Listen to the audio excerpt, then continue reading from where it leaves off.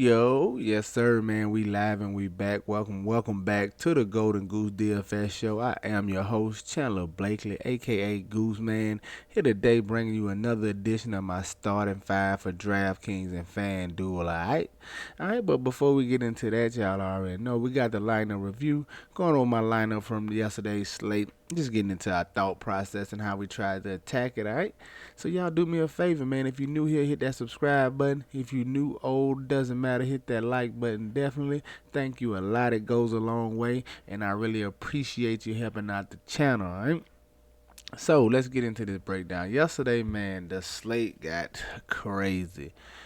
It was a wild slate, man. So much news, so many people being ruled out, man. I never really got comfortable, man, with so much news. I felt rushed trying to get everything down, so didn't really feel comfortable yesterday.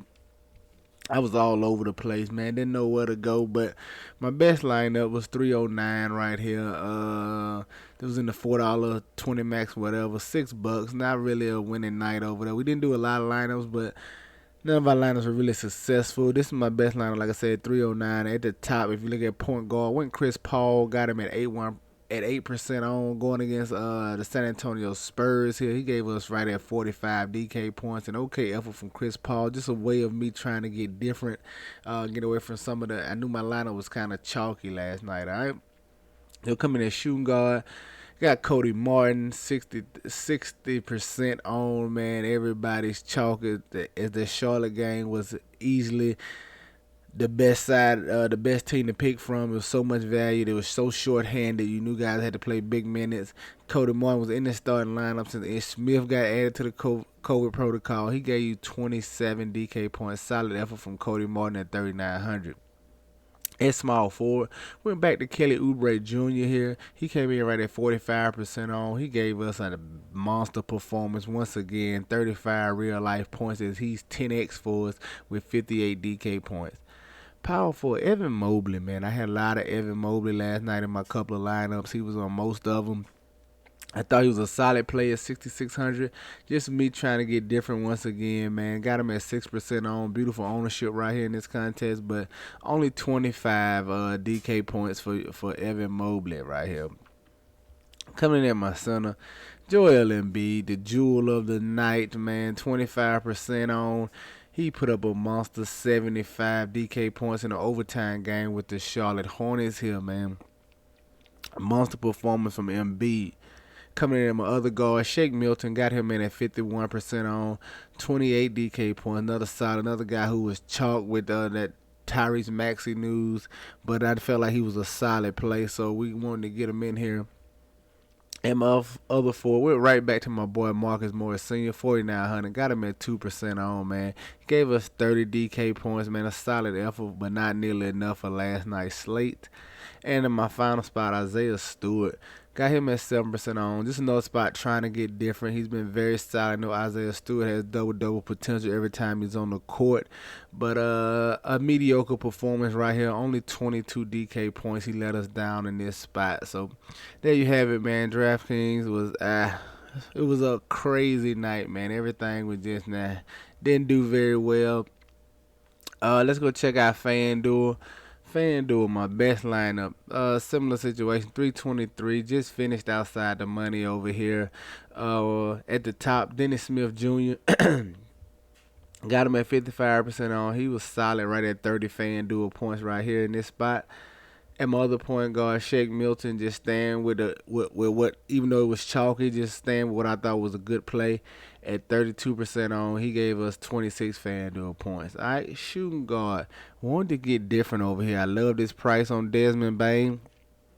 Going against the Miami Heat, he's been playing. He has been the man since John Morant is been out. Y'all really want to start looking to Desmond Bane. Outside of one low performance that was a blowout game, he has been putting up solid games, and I thought he had a great price over here on FanDuel versus DK. Got him at right at 4% on, man. He gave us a 40 burger on FanDuel, man. Very solid from Bane in that spot. And my other shooting guard went right to Cody Martin once again. 23 FanDuel points. He was solid at 33% on. And my other small forward went Jimmy Butler, man. Got roped in right here. Figured he would be a full go with him coming back from injury and him starting. But he was on limited minutes, man. Didn't get full run. So Jimmy Butler failed us right here with 29 FanDuel points. But you can't do nothing about that. We didn't know he was going to be on limited run before the game. So we just put him in and roll the dice, and it didn't work out in our favor. At small forward, man, put my boy PG-13 in here. Y'all know if y'all saw the video yesterday, y'all know I was on him at that 8,900 price tag. He was solid over here at 16% on, gave us 45 FanDuel points. So solid effort from Paul George. It's still waiting on that big performance from him that hasn't happened yet. At the power forward spot, when Isaiah Stewart once again 35% on over here, only 24 FanDuel points. And my other power forward trying to get sneaky with Laurie Markin and want to roll him out here in this matchup against the Bucks. Got him at pretty much 2% on. He was a solid effort from him, 35 DK points. And then the center once again to cap it off, man. Joel Embiid, the jewel over here, 28% on. Like I said, that's my best lineup on FanDuel. We only put up 323, finished just outside the money. But hey, on to the next day. We got a 3-game slate on this here Tuesday. Let's start at the top with my point guard. I want to look at Dennis Schroeder, all right? Now, I like this play regardless if Jaylen Brown plays or not, but y'all know I'm going to love it if Jaylen Brown was out, man. Going against the Los Angeles Lakers, super pace-up matchup for the Boston Celtics. You know we like to take advantage of that Lakers defense. You can say revenge narrative if you play into that whole thing. I do sometimes, but Dennis Schroeder going back to LA, his team from last year, 6,400. I like the price on him. I like the matchup. Gonna love everything about it if Jaylen Brown was out. It's out tomorrow. Get you some Dennis Schroeder. Coming in at shooting guard. I want to look at Jalen Brunson, man, 5,200. Luka's still questionable, but Brunson's a solid play whether Luka's in or out. But if once again if Luka is out, he's gonna be a even better play. I'm gonna love him if Luka is out at this 5,200 going against the Brooklyn Nets. Coming in small four, I think we can go back to Alec Burks. Going against the San Antonio Spurs, his minutes have just been locked in, man. We're talking about a guy who's playing close, pushing 40 minutes in every game, 6,700. He's the starting point guard for these Knicks now. I like him in this spot. He's been playing very solid since being inserted into the starting lineup in a pace-up matchup here against the Spurs. Spurs is playing at a very fast pace this year, so it should be some few more possessions for Alex Burks here. I like him at this 6,700 price tag. I think he can give us a nice return going against these Spurs. Coming in at power forward, Kristaps Porzingis. They're expecting him back. He's probable right now, but definitely keep an eye on for that news. For some reason, he sits. But if he plays, I'm going to love him. I'm going to super love him if Luka is out.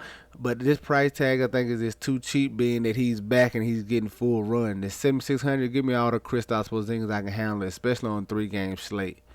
At my center, I'm going right back to my boy Jakob Poeltl, 5,900. I love this price tag on him. You know he's a true double-double threat every time he's on the court. They're going to need his presence inside to deal with the likes of Randall and Mitchell Robinson on the glass. But I think he's up for the task, man. Get you some Jakob Poeltl right here at 5,900.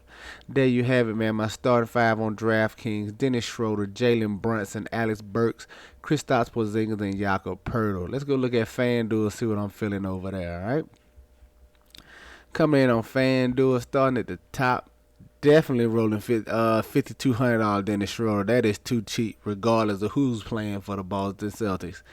Too cheap. He's underpriced. Just play Dennis Schroeder on FanDuel, man. Not much else to be said about that. Coming in shooting guard, stay looking at Jalen Brunson, man, 5,300. Like I said, he's in play regardless whether Luka plays or not. But if Luka's out, it's probably gonna be a lock button. He's gonna be a little chalky, but it's a 3-gamer, man. Everybody's gonna see inflated ownership, but I like Jalen Brunson right here.